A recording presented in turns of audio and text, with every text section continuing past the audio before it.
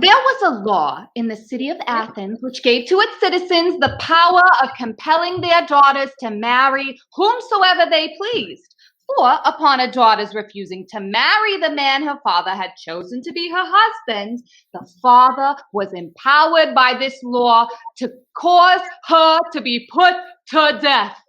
But as fathers do not often desire the death of their own daughters, this law was seldom or never put in execution, though perhaps the young ladies of that city were not unfrequently threatened by their parents with the terrors of it.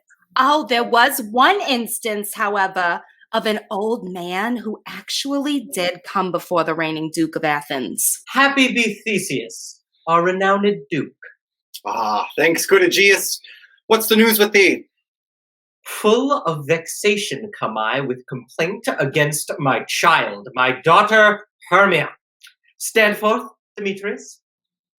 My noble lord, this man hath my consent to marry her.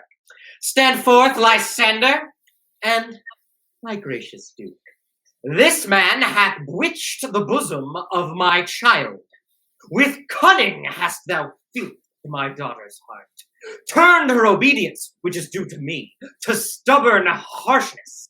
And, my gracious Duke, be it so she will not, before your grace, consent to marry with Demetrius. I beg the ancient privilege of Athens, as she is mine, I may dispose of her, which shall either be to this gentleman or to her death, according to our law immediately provided in the case. Oh, what say you, Hermia? Be advised, fair maid, to you your father should be as a god, one that composed your beauties, yea, and one to whom you are but as a form in wax by him imprinted, and within his power to leave the figure or disfigure it. Demetrius is a worthy gentleman. So is Lysander. Well, in himself he is. I would my father looked but with my eyes. Rather, your eyes must with his judgment look. I do entreat your grace to pardon me. I know not by what power I am made bold, nor how it may concern my modesty in such a presence here to plead my case, but I beseech your grace that I may know the worst that may befall me if I refuse to wed Demetrius. Either to die the death, or to abjure forever the society of men. So will I grow, so live, so die. My soul consents not to give sovereignty. Take time to pause, and by the next new moon upon that day, either prepare to die for disobedience to your father's will, or else to wed Demetrius as he would, or on Diana's altar to protest for austerity and single life. Relent, sweet Hermia, and Lysander, yield thy crazy title to my certain right. You have her father's love, Demetrius. Let me have Hermia's. Do you marry him? Scornful Lysander! True, he hath my love, and what is mine, my love shall render him, and she is mine, and all my right of her I do estate upon Demetrius. I am, my lord, as well derived as he, as well possessed. My love is more than his. Demetrius, all avouch it to his head, made love to Neater's daughter Helena and won her heart. And she, sweet lady, devoutly dotes in idolatry upon this spotted and inconstant man. I must confess that I have heard so much, and with Demetrius thought to have spoke thereof. For you, fair Hermia, look you arm yourself to fit your fancies to your father's will, or else the law of Athens yields you up, which by no means we may extenuate to death or to a vow of single life. When Hermia was dismissed from the presence of the Duke, she went to her lover Lysander. How now, my love? Why is your cheek so pale? How chanced the roses there do fade so fast? The course of true love never did run smooth. If then true lovers have ever been crossed, it stands as an edict in destiny. I have a widow aunt, a dowager of great revenue, and she hath no child. From Athens is her house remote 7 leagues, and she respects me as her only son. There, gentle Hermia, may I marry thee? And to that place the sharp Athenian law cannot pursue us. If thou lovest me, then steal forth thy father's house tomorrow night, and in the wood a league without the town, there will I stay for thee. My good Lysander, I swear to thee by Cupid's strongest bow, that in that same place that thou hast appointed me, tomorrow truly I will meet with thee. Hermia told no one of her intended flight but her friend Helena. Godspeed, fair Helena. Whither away? Call you me fair? That fair again unsay. Demetrius loves your fair. Oh, happy fair.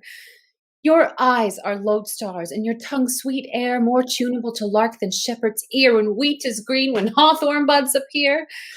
Were the world mine, Demetrius being baited, the rest I'll give to you to be translated. Oh, teach me how you look, and with what art you sway the motion of Demetrius' heart.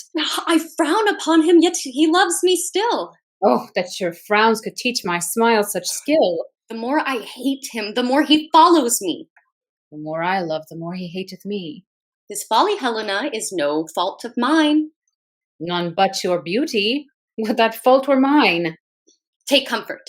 He no more shall see my face. Lysander and myself shall fly this place, and in the wood where often you and I upon faint primrose beds were wont to lie, and dean our bosoms of their counsels sweet, there my Lysander and myself shall meet, and thence from Athens turn away our eyes to seek new friends and stranger companies. Farewell, sweet playfellow, and pray for us. And good luck grant thee thy Demetrius. Maidens'll do foolish things for love.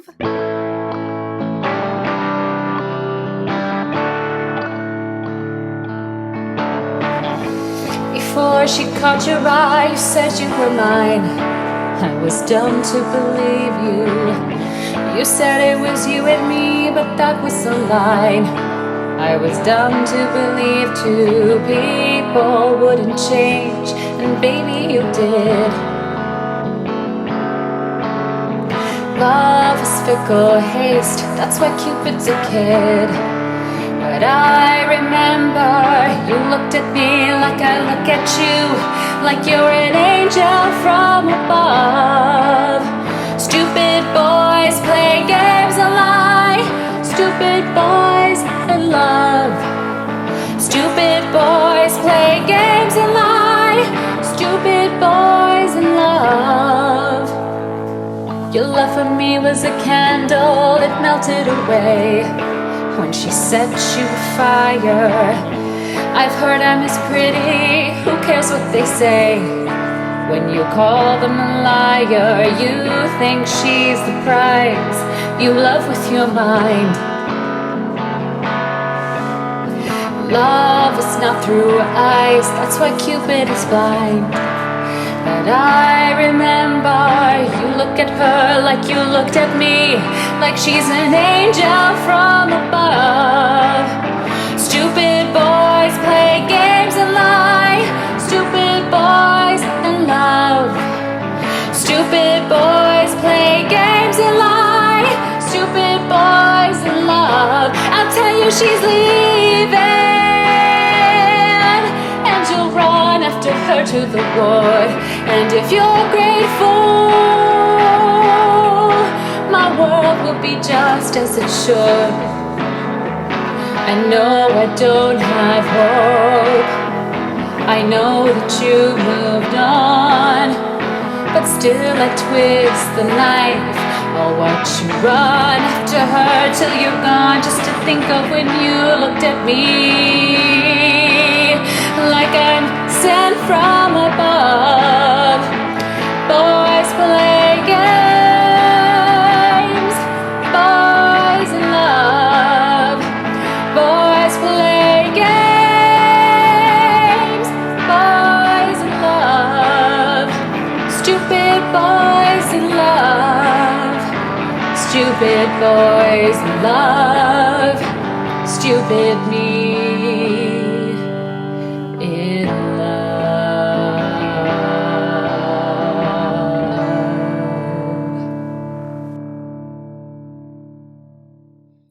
She could hope no benefit from betraying her friend's secret, but the poor pleasure of following her faithless lover to the wood, for she well knew that Demetrius would go thither in pursuit of Hermia. In another part of the wood, 6 Athenian trade persons began rehearsing a play called Pyramus and Thisbe to perform at weddings. Peter Quince began to assign the roles. Is all our company here? Marry, our play is comedy and most cruel death of Pyramus and Thisbe. A very good piece of work, I assure you, and merry. Now, good Peter Quince, call forth your actors by the scroll. You, Nick Bottom, are set down for Pyramus. What is Pyramus? A lover or a tyrant? A lover that dies most gallant for love. Oh, that will ask some tears in the true performing of it. If I do it, let the audience look to their eyes. I will move storms. I will condole in some measure. To the rest, yet my chief humor is for a tyrant.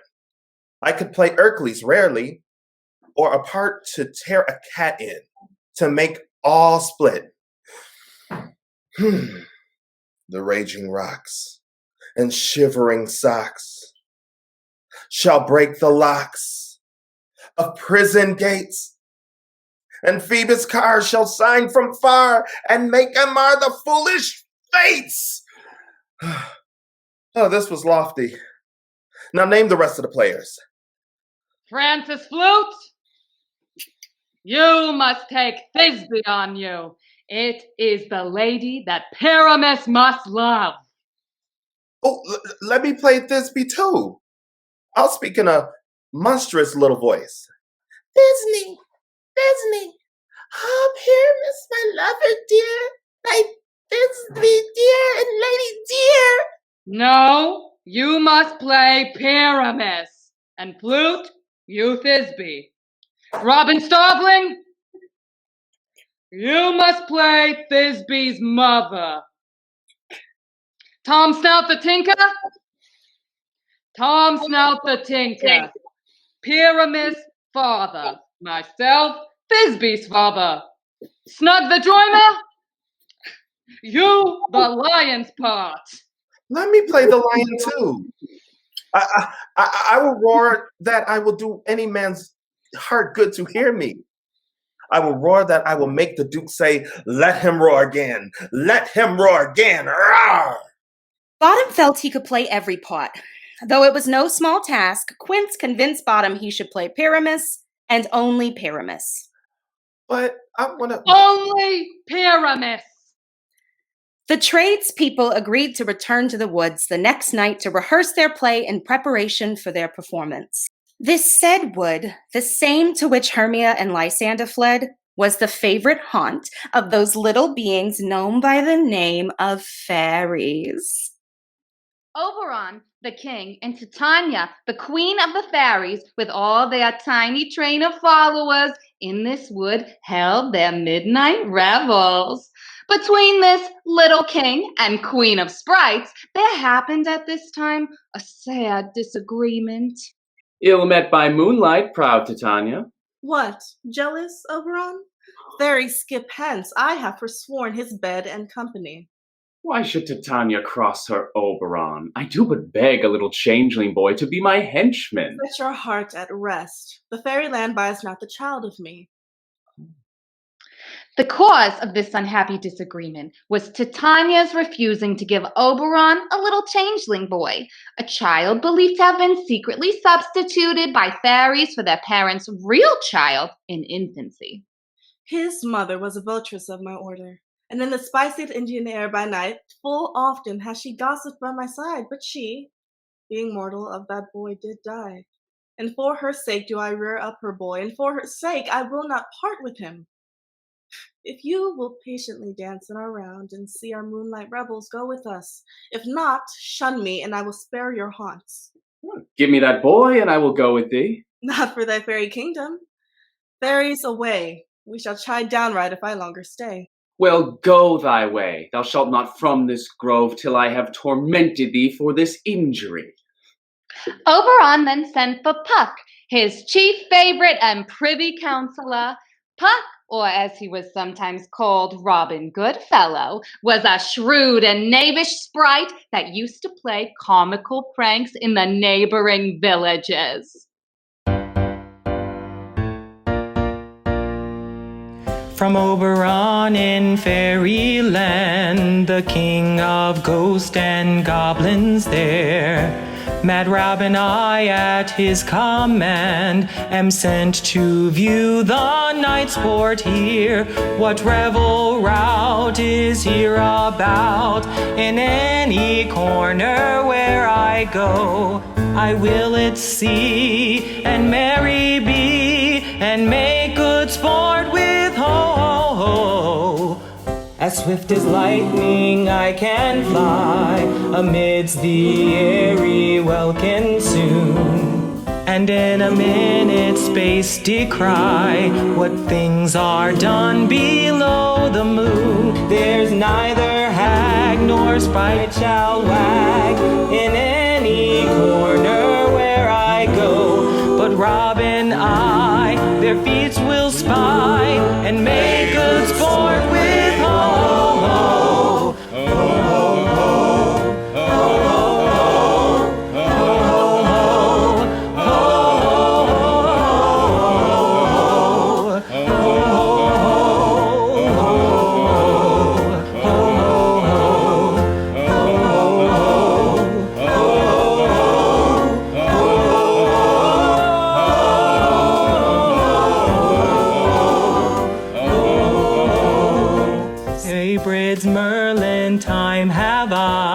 Continued night sport to and fro, that for my pranks men call me by the name of Robin Goodfellow. Fiends, ghosts, and sprites that haunt the night, the hags and goblins do me know, and beldames old my tales have told. Sing volley, volley, oh.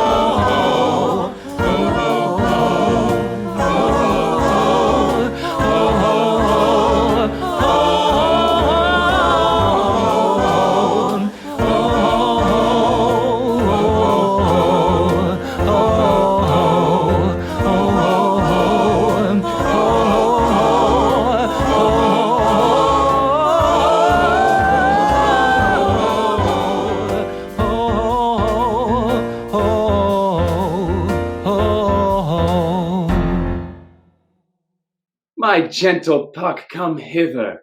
Thou rememberest the very time I saw, but thou couldst not, flying between the cold moon and earth, Cupid all armed. A certain aim he took, and loosed his love shaft smartly from his bow. It fell upon a little western flower, before milk white, now purple with love's wound, and maidens called it love in idleness. Fetch me that flower, that herb I showed thee once. The juice of it, on sleeping eyelids laid, will make or man or woman madly dote upon the next live creature that it sees. I'll put a girdle round about the earth in 40 minutes. Having once this juice, I'll watch Titania when she is asleep, and drop the liquor of it in her eyes. The next thing, then, she, waking, looks upon, she shall pursue it with the soul of love. And ere I take this charm from off her sight, as I can take it with another herb, I'll make her render up her page to me. While Oberon was waiting the return of Puck, he observed Demetrius and Helena enter the wood. I love thee not, therefore pursue me not. Where is Lysander and my fair Hermia, the one I'll slay? The other slayeth me. Thou toldst me they were stolen unto this wood, and here am I, and wood within this wood, because I cannot meet my Hermia. Hence, get thee gone, and follow me no more. You draw me, you hard-hearted adamant. Do I entice you? Do I speak you fair, or do I not, in plainest truth, tell you I do not nor I cannot love you? And even for that do I love you the more. I am your spaniel, and Demetrius, the more you beat me, I will fawn on you. Use me but as your spaniel. Spurn me, strike me, neglect me, lose me, only give me leave, unworthy as I am, to follow you. What worser place can I beg in your love, and yet a place with high respect with me, than to be used as you use your dog? Tempt not too much the hatred of my spirit, for I am sick when I look on thee. And I am sick when I look not on you. You do impede your modesty too much. To leave the city and commit yourself into the hands of one that loves you not? To trust the opportunity of night and the ill counsel of a desert place with the rich worth of your virginity. Your virtue is my privilege, for that it is not night when I do see your face, therefore I think I am not in the night, nor doth this wood let worlds of company, for you in my respect are all the world. Then how can it be said I am alone when all the world is here to look on me? I'll run from thee and hide me in the brakes, and leave thee to the mercy of wild beasts. I'll follow thee and make a heaven of hell to die upon the hand I love so well.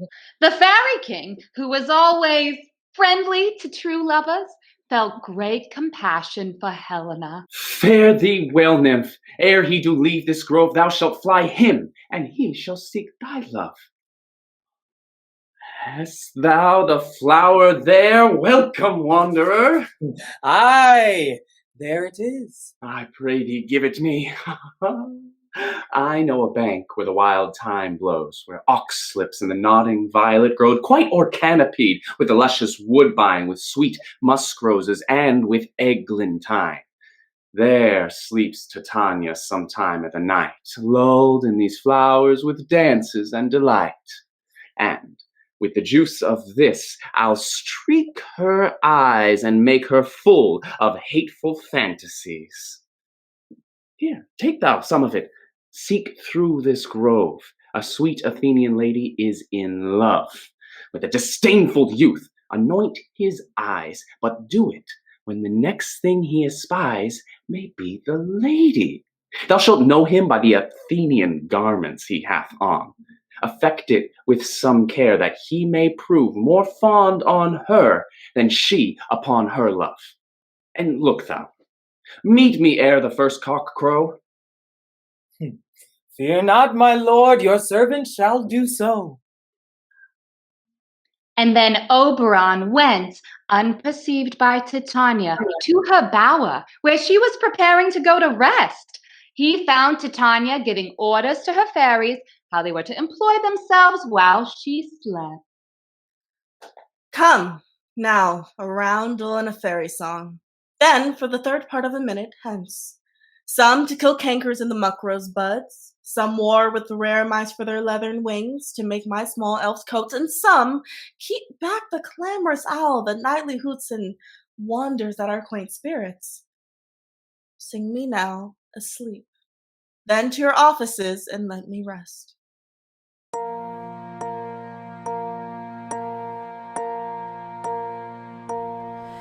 You spotted snakes with double tongue, thorny hedgehogs be not seen, newts and blind worms do no wrong. Come not near our fairy queen, nightingale. With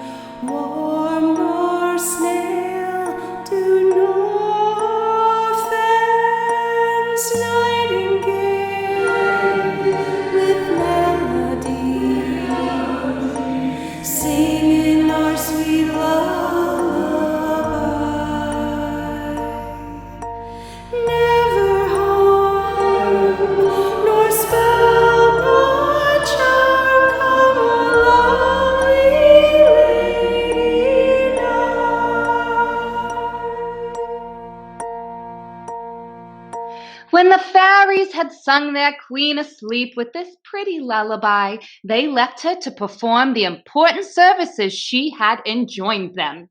Oberon then softly drew near to Tanya and dropped some of the love juice on her eyelids. What thou seest when thou dost wake, do it for thy true love take, love and languish for his sake.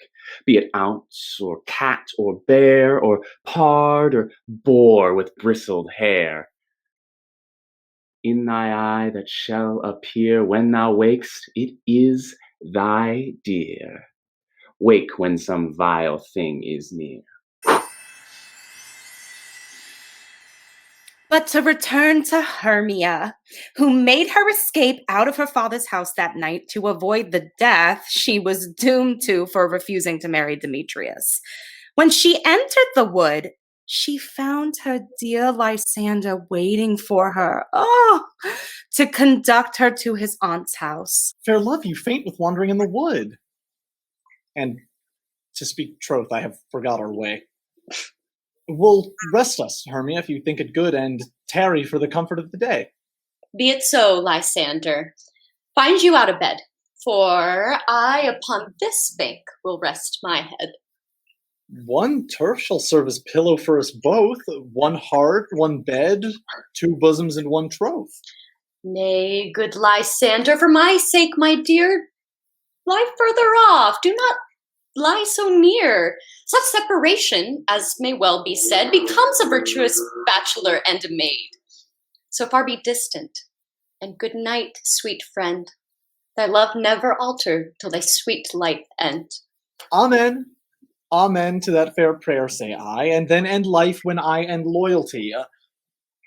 Here is my bed. Sleep give thee all his rest. And with half that wish, the wisher's eyes be pressed. Here they were found by Puck. Night and silence, who is here? Weeds of Athens he doth wear, this is he, my master said. Despiseth the Athenian maid. And here the maiden sleeping sound on the dank and dirty ground. Pretty soul, she durst not lie near this lack love, this kill courtesy. Churl, upon thy eyes I throw all the power this charm doth owe. So, without more ado, Robin proceeded to pour some of the nectar of the little purple flower into Lysander's eyes. When thou wakest, let love forbid, sleep his seat on thy eyelid. So awake when I am gone, for I must now to Oberon. But it so fell out that Helen came that way. Stay, though thou kill me, sweet Demetrius. I charge thee hence, and do not haunt me thus. Oh, wilt thou, darkling, leave me? Do not so. Stay, on thy peril. I alone will go. Oh, I am out of breath in this fond chase. The more my prayer, the lesser is my grace. Happy is Hermia wheresoe'er she lies, for she hath blessed and attractive eyes. How came her eyes so bright? Not with salt tears. If so, my eyes are oftener washed than hers. No, I am as ugly as a bear, for beasts that meet me run away for fear. Therefore nor marvel though Demetrius do as a monster fly my presence thus. What dissembling and wicked glass of mine made me compared to with Hermia's fiery eye? Who's here? Lysander on the ground? Dead or asleep? I see no blood, no wound. Lysander, if you live, good sir, awake. And run through fire I will for thy sweet sake. Transparent Helena, nature shows art that through thy bosom makes me see thy heart. Where is Demetrius? Oh, how fit a word is that vile name to perish on my sword. Do not say so. Lysander, say not so. What though he love your Hermia? Lord, what though? Yet Hermia still loves you, then be content. Content with Hermia? No, I do repent the tedious minutes I with her have spent. Not Hermia, but Helena I love. Who will not change a raven for a dove? The will of man is by his reason swayed, and reason says you are the worthier maid. Things growing are not ripe until their reason, so I, being young till now, ripe not to reason. And touching now the point of human skill, reason becomes the marshal to my will, and leads me to your eyes, where I o'erlook love's stories written in love's richest book. Wherefore was I to this keen mockery born? When at your hands did I deserve the scorn? Is not enough, young man, that I did never know, nor never can deserve a sweet look from Demetrius' eye, but you must flout my insufficiency?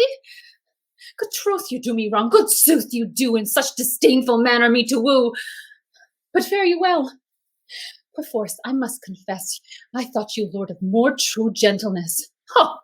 That a lady of one man refused should of another therefore be abused. She sees not Hermia. Hermia, sleep thou there, and never mayst thou come Lysander near.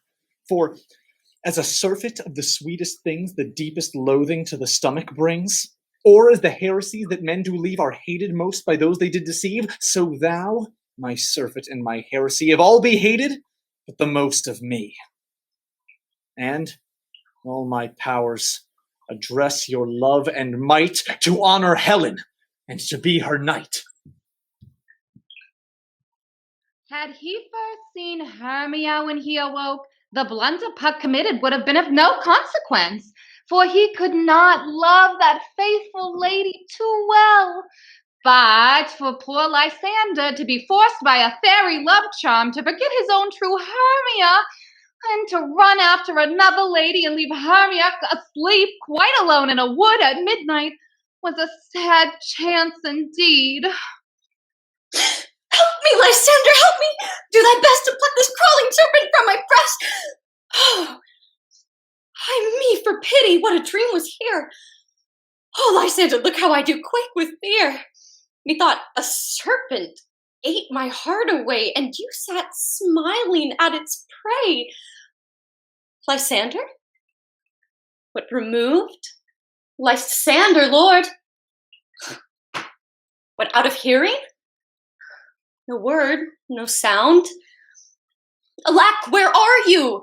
Speak, and if you hear, speak of all loves, I swoon almost with fear. No, then I perceive you are not nigh. Either death or you, I'll find immediately. Titania was still sleeping. Oberon saw a clown near her who had lost his way in the wood and was likewise asleep. This fellow, Oberon said, shall be my Titania's true love. Clapping an ass's head over the clown's, it seemed to fit him as well as if it had grown upon his shoulders. Though Oberon fixed the ass's head on very gently, it awakened him, and rising up, unconscious of what Oberon had done to him, he went towards the bower where the fairy queen slept. The ouzel cock so black of hue, with orange tawny bill, the throat so with its note so true, the wren with little quill, the finch, the sparrow, and the lark, the plain song cuckoo gray, with notes full many a man doth mark, and dares not answer, nay. For indeed, who will set his wit to so foolish a bird? Who will give a bird the lie, though he cry cuckoo never so?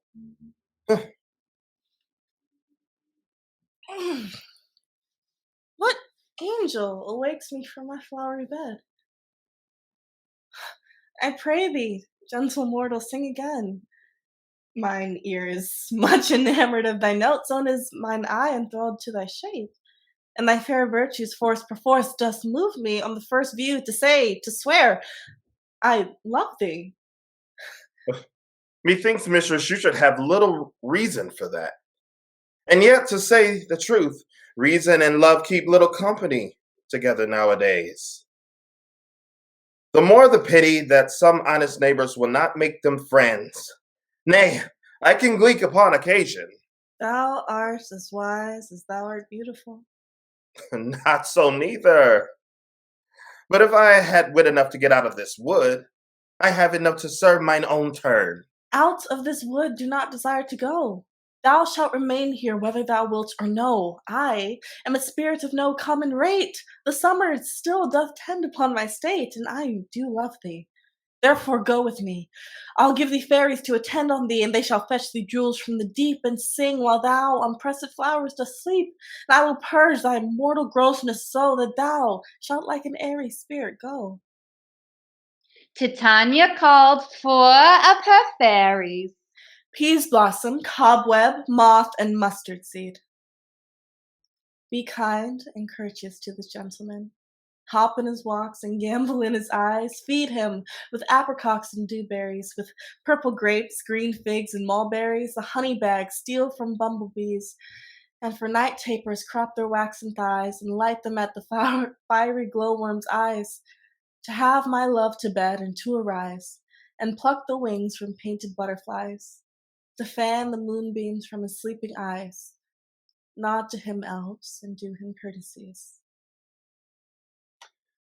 This falls out better than I could devise.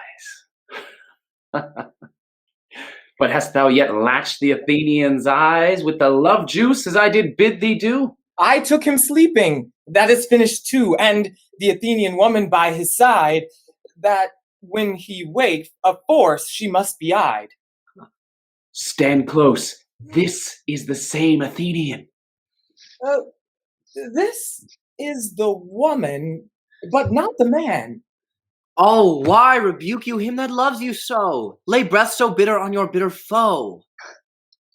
Now I but chide, but I fear that I should use thee worse, for thou, I fear, hast given me cause to curse. If thou hast slain Lysander in his sleep, been o'er his shoes in his blood, plunge in deep and kill me too. The sun was not so true unto the day as Lysander was to me. Would he have stolen away? It cannot be, but thou hast killed him. So should a murderer look, so dead, so grim. So should the murdered look, and so should I, pierced through the heart with your stern cruelty. Yet you, the murderer, look as bright, as clear, as yonder Venus in her glimmering sphere. What is this to my Lysander? Oh, good Demetrius, wilt thou give him me? I had rather give his carcass to my hounds. Out, dog, out, cur, thou draggest me past the bounds of maiden patience. Hast thou slain him then? Henceforth, never be numbered among men. You spend your passion on a misprized mood. I am not guilty of Lysander's blood, nor is he dead. For aught that I can tell. I pray, then, tell me that he is well. And if I could, what should I get therefore? A privilege. Never to see me more. And from thy hated presence part I so. See me no more, whether he be dead or no. There is no following her in this fierce vein. Hence, therefore, for a while I will remain. What hast thou done? Thou hast mistaken quite, and laid this love juice on some true love's sight. About the wood, go swifter than the wood, and find Helena of Athens. By some illusion bring her here. I'll charm his eyes, against she do appear. I go, look how I go, swifter than the arrow from the Tartar's bow. Now, having found the person first intended, he touched the eyelids of the sleeping Demetrius with the love juice. Flower of this purple dye, hit with Cupid's archery, sink in apple of his eye. When his love he doth espy, let her shine as gloriously as Venus in the sky. When thou wakes, if she be by, beg of her for remedy. Captain of our fairy band, Helena is here at hand, and the youth mistook by me, pleading for a lover's fee. Shall we fond this pageant see? Lord, what fools these mortals be! Stand aside, the noise they make will cause Demetrius to awake. Then will two at once woo one. That must needs be sport alone, and these things do best please me that befall preposterously. Why should you think that I should woo in scorn? Scorn and derision never come in tears. Look, when I vow, I weep. And vows so born in their nativity, all truth appears. How can these things in me seem scorn to you, bearing the badge of faith to prove them true? You do advance your cunning more and more when truth kills truth. Oh, devilish holy fray! These vows are Hermia's. Will you give her o'er? Weigh oath with oath, and you will nothing weigh. Your vows to her and me, set into scales, will even weigh, and both as light as tails. I had no judgment when to her I swore. Nor none in my mind. Now you give her o'er. Demetrius loves her, and he loves not you. Oh. Helen. Goddess. Nymph. Perfect. Divine. To what, my love, shall I compare thine eye? Crystal is muddy. Oh, how ripe in show thy lips, those kissing cherries tempting grow. Oh, sight. Oh, how I see you all are bent to set against me for your merriment. If you knew Sybil and knew courtesy, you would not do me thus much injury. Can you not hate me as I know you do, but you must join in souls to mock me too? If you are men, as men you are in show, you would not use a gentle lady so to vow and swear and superpraise my parts when I am sure you hate me with your hearts. You both are rivals and love Hermia, and now both rivals to mock Helena? A trim exploit. A manly enterprise to conjure tears up in a poor maid's eyes with your derision. None of noble sort would so offend a virgin and extort a poor soul's patience, all to make you sport. You are unkind, Demetrius. Be not so. For you love Hermia, this you know I know.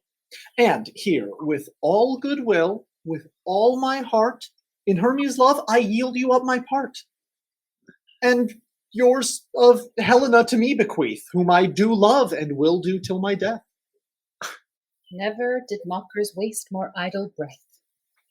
Lysander, keep thy Hermia.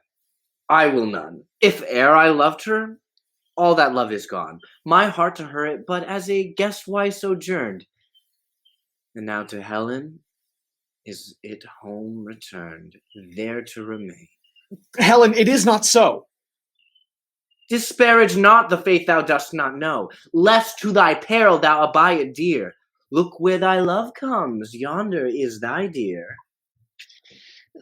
Through Puck's unlucky mistake, it was now become Hermia's turn to run after her lover. Thou art not by mine eye, Lysander, found. Mine ear, I think it, led me to thy sound. But why unkindly didst thou leave me so? Why should he stay whom love doth press to go? What love could press Lysander from my side? Lysander's love that would not let him bide. Fair Helena, who more engilds the night than all yon fiery O's and eyes of light. Why seek'st thou me? Could not this make thee know the hate I bear thee made me leave thee so? You speak not as you think. It cannot be.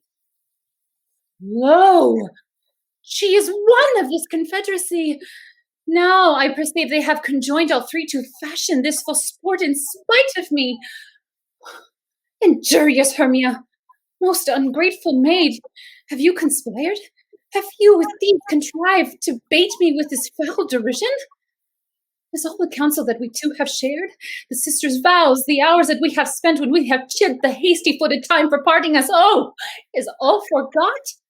And wilt thou rend our ancient love asunder and join with men in scorning your poor friend? It is not friendly, 'tis not maidenly. Our sex, as well as I, may chide you for it, though I alone do feel the injury. I'm amazed at your words. I scorn you not. It seems that you scorn me. Have you not said, Lysander, as in scorn, to follow me and praise my eyes and face, and made your other love, Demetrius, who but even now did spurn me with his foot to call me goddess, nymph, divine, and rare, precious, celestial? Wherefore speaks he this to her he hates? And wherefore doth Lysander deny your love so rich within his soul, and tender me forsooth affection, but by your setting on, by your consent? I understand not what you mean by this. I do, persever.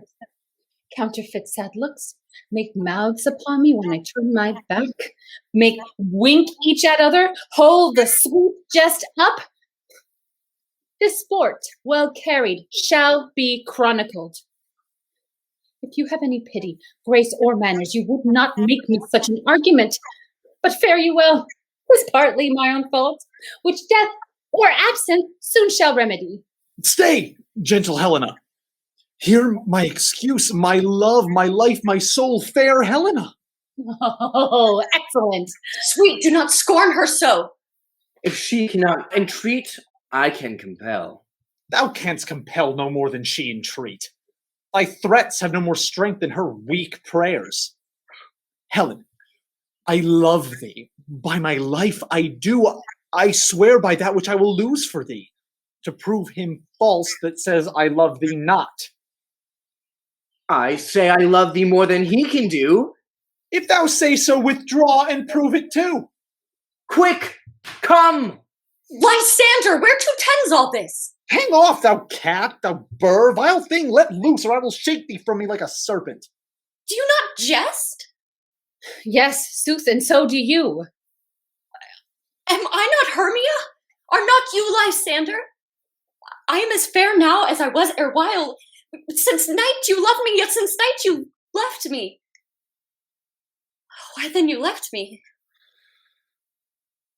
Oh, the gods forbid, in earnest shall I say? Aye, by my life, and never did desire to see thee more. Therefore, be out of hope, of question, of doubt. Be certain, nothing truer, 'tis no jest that I do hate thee and love Helena. Oh, me. The ladies, who had before always had been the best of friends, now fell to high words together. You, juggler, you canker blossom, you thief of love, what have you come by night and stolen my love's heart from him? Fine, faith. Have you no modesty, no maiden shame, no touch of bashfulness? What? Will you tear impatient answers from my gentle tongue? Fie, fie, you counterfeit, you puppet, you. Puppet? Why so? Aye, that way goes the game. Now, I perceive that she hath made compare between our statures, and that she hath urged her tall personage, and with her personage, her tall personage, forsooth she hath prevailed with him. And are you grown so high in his esteem because I am so dwarfish and so low? How low am I, thou painted maypole? Speak, how low am I? I am not yet so low but that my nails could reach into thine eyes. I pray you, though you mock me, gentlemen, let her not hurt me. I was never cursed. I have no gift at all in shrewishness. I am a right maid for my cowardice. Let her not strike me. You perhaps may think because she is something lower of myself that I can match her. Lower, hark again! Good Hermia, do not be so bitter with me. I evermore did love you, Hermia, did ever keep your counsels, never wronged you. Save that in love unto Demetrius I told him of yourself unto this wood. He followed you. For love I followed him. But he hath chid me hence and threatened me to kill me, to spurn me, nay, to kill me too. And now, so you will let me quiet go. To Athens will I bear my folly back and follow you no further. Let me go. You see how simple and how fond I am. Why, get you gone! Who is it that hinders you? A foolish heart that I leave here behind. What, with Lysander? With Demetrius. Be not afraid. She will not harm you, Helena. No, sir, she shall not, though you take her part. Oh, when she is angry, she is keen and shrewd. She was a vixen when she went to school, and though she be but little, she is fierce. Little! Again! Nothing but low and little! Why will you suffer her to flout me thus? Let me come to her. Have you gone, you dwarf, you minimus of hindering knot grass maid, you bead, you acorn? You are too officious in her behalf that scorns your services. Let her alone. Speak not of Helena. Take not her part. For if thou dost intend never so little show of love to her, thou shalt abye it. Now she holds me not. Now follow, if thou darest, to try whose right of thine or mine is most in Helena. Follow? Nay, I'll go with thee, cheek by jowl.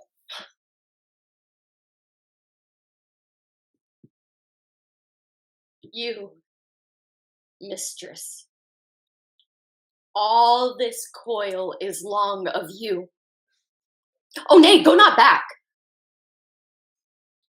I will not trust you, nor longer stay in your cursed company. Your hands than mine are quicker for a fray. My legs are longer, though, to run away. I am amazed and know not what to say. This is thy negligence. Still thou mistakest, or else commits thy knaveries wilfully. Believe me, King of Shadows, I mistook. Did you not tell me I should know the man by the Athenian garments he had on? And so far blameless proves my enterprise that I have anointed an Athenian's eyes, and so far am I glad it so did sort, that as this their jangling I esteem a sport. Thou seest these lovers seek a place to fight. Hie, therefore, Robin, o'ercast the night. The starry welkin cover thou anon with drooping fog as black as Acheron, and lead these testy rivals so astray as one come not within another's way.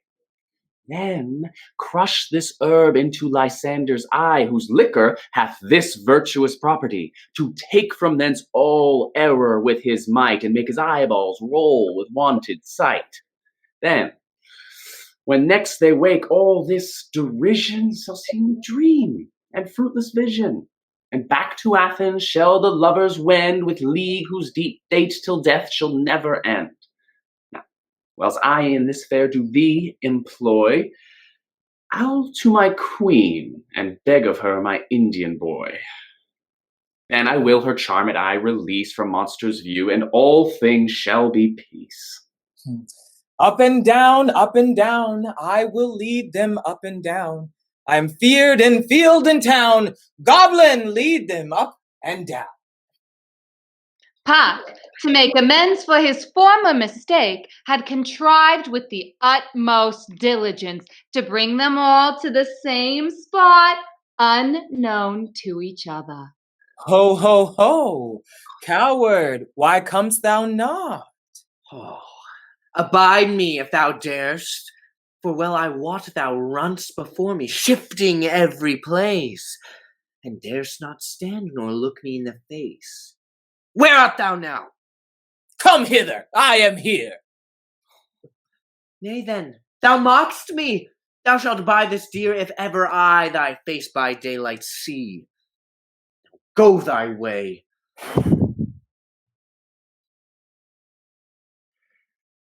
Oh, faintest constraineth me to measure out my length on this cold bed.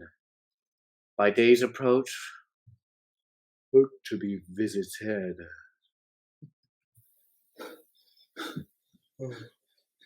He goes before me, and still dares me on. When I come where he calls, then he is gone. The villain is much lighter heeled than I.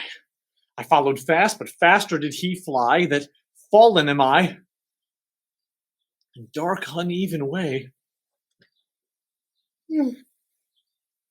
and here will rest me. Come, thou gentle day, for if but once thou show me thy grey light, I'll find Demetrius and revenge this spite. O weary night, O long and tedious night, abate thy hours. Shine comforts from the east, that I may back to Athens by daylight from these that by my poor company detest, and sleep that sometimes shuts up sorrow's eye. Steal me a while for mine own company. Yet but 3. Come one more. 2 of both kinds makes up 4.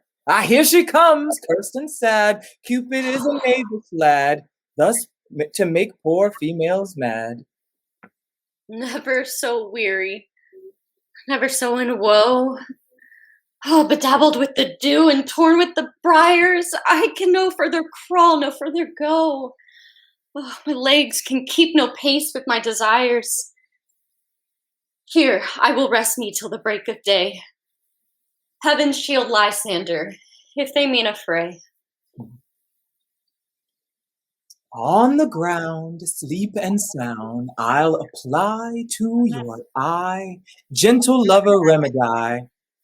When thou wakes, thou takest true delight in the sight of thy former lady's eye, that every man should take his own, in your waking shall be shown. Jack shall have Jill, naught shall go ill, the man shall have his mare again, and all shall be well. Come, sit thee down upon this flowery bed, while I thy amiable cheeks do coy, and stick muck roses in thy sleek smooth head, and kiss thy fair large ears, my gentle joy. What? Wilt thou hear some music, my sweet love? I have a reasonable good ear in music. Let's have the tongs and the bones. Or say, sweet love, what thou desirest to eat. Truly, a peck of provender. I could munch your good dry oats. Methinks I have a great desire to a bottle of hay. Good hay, sweet hay, hath no fellow. I have a venturous fairy that shall seek the squirrel's hoard and fetch thee new nuts. I had rather have a hand or 2 of dried peas.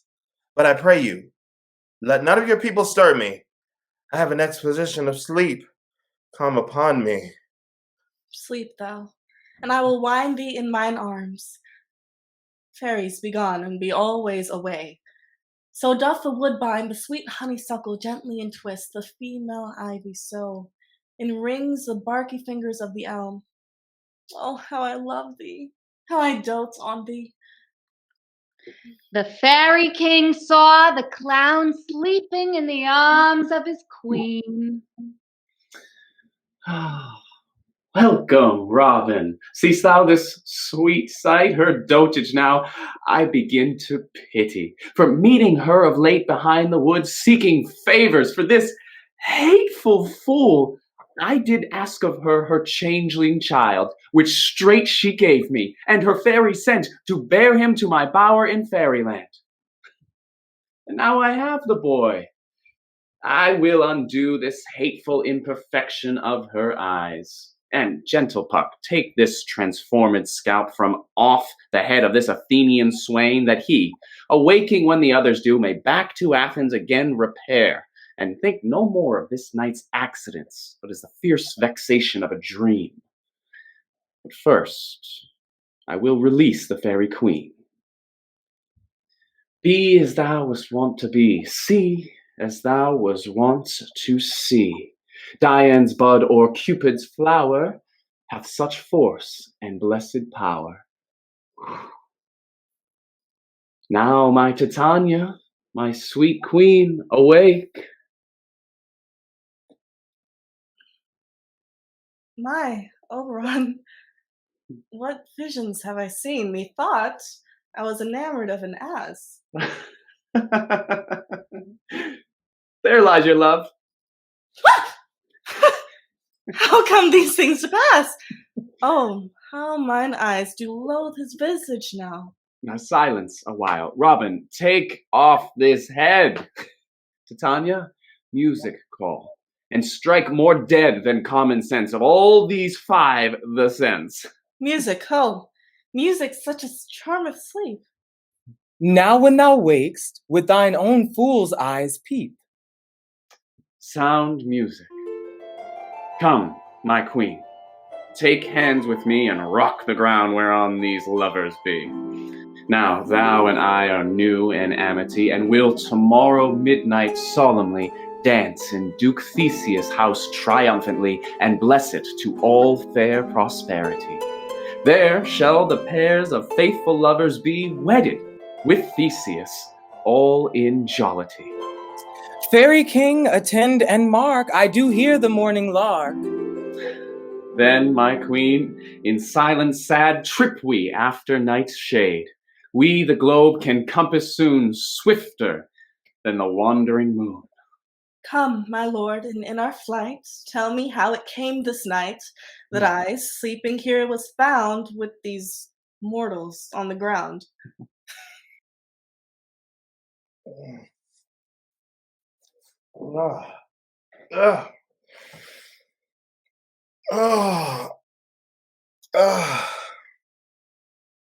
I had a most rare vision.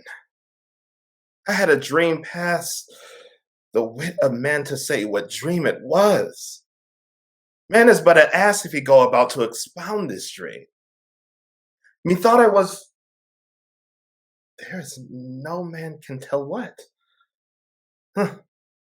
Methought I was, and methought I had. But man is but a patch fool if he will offer to say what methought I had. The eye of man hath not heard, the ear of man hath not seen. Man's hands is not able to taste, his tongue to conceive, nor what his heart to report what my dream was. But soft! What nymphs are these? My lord, this is my daughter, here asleep. And this Lysander, this Demetrius is, this Helena, old Meter's Helena. I wonder of them being here together. No doubt they rose up early to observe the rite of May, and hearing our intent, came here in grace of our solemnity.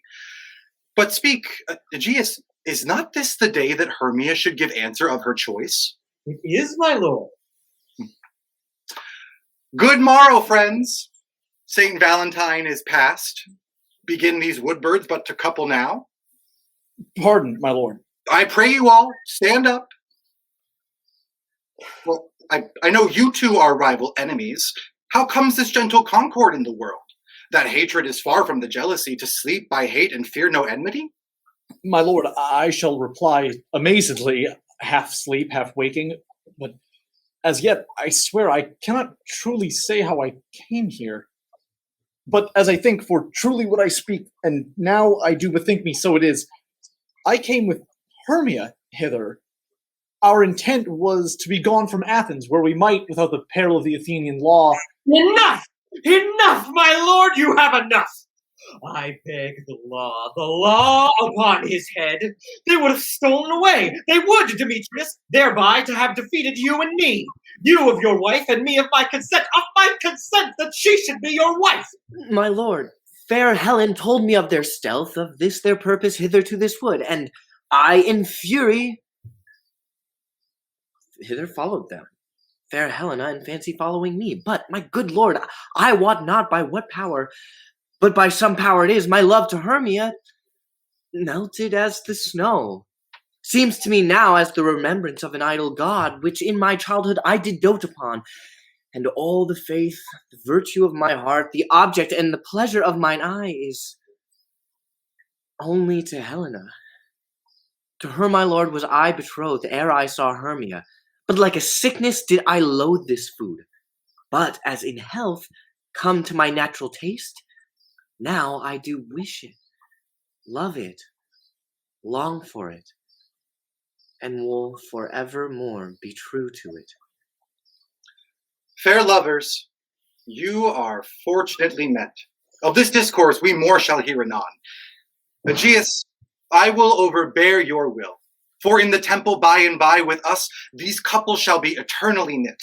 Away with us to Athens, 3 and 3, We'll hold a feast in great solemnity. These things seem small and indistinguishable, like far-off mountains turning into clouds. Methinks I see things with a parted eye when everything seems double. So methinks. And I have found Demetrius like a jewel, my own and not mine own. It seems to me that yet we sleep, we dream. Do not you think the Duke was here and bid us follow him? And he did bid us follow to the temple. Why, then we are awake. Let's follow him. And by the way, let us recount our dreams. Now the hungry lion roars as the wolf behowls the moon, whilst the heavy ploughman snores, all with weary task fordone. Now the wasted brands do glow, whilst the screech owl screeching loud puts the wretch that lies in woe in remembrance of a shroud.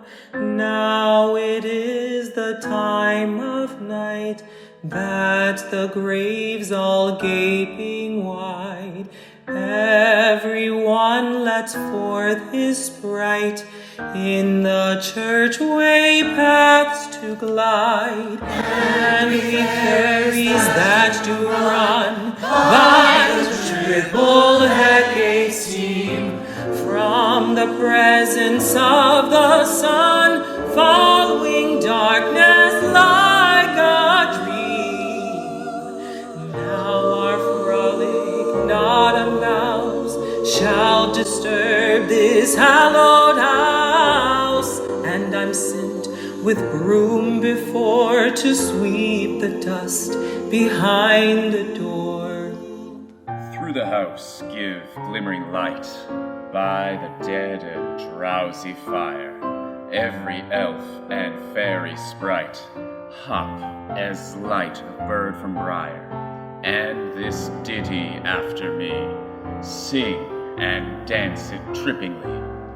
First, rehearse your song by rote, to each word a warbling note. Hand in hand with fairy grace will we sing and bless this place.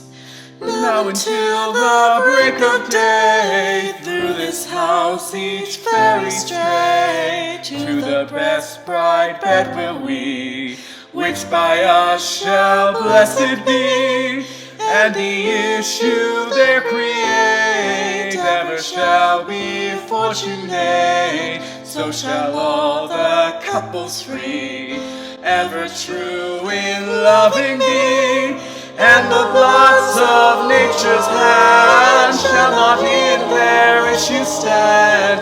Nevermore hair, lip, nor scar, nor mark prodigious such as art, despised nativity shall upon their children be. With this field to consecrate, every fairy take their gate, and each several chamber bless through this palace with sweet peace, and the owner of its blessed ever shall in safety rest. Trip away, Make no stay, meet me all by break of day.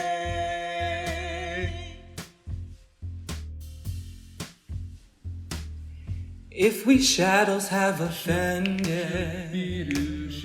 think but this and all is mended, that you did but slumber he,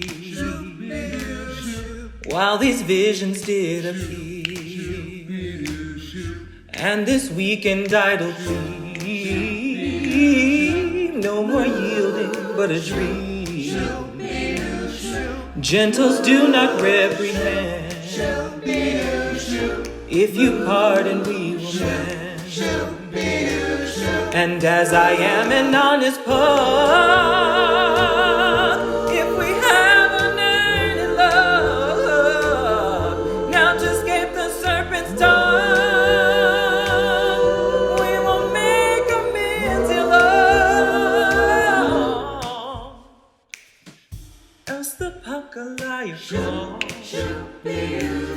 So good night unto you all. Give me your hands if we'll be friends, and Robin shall restore a man.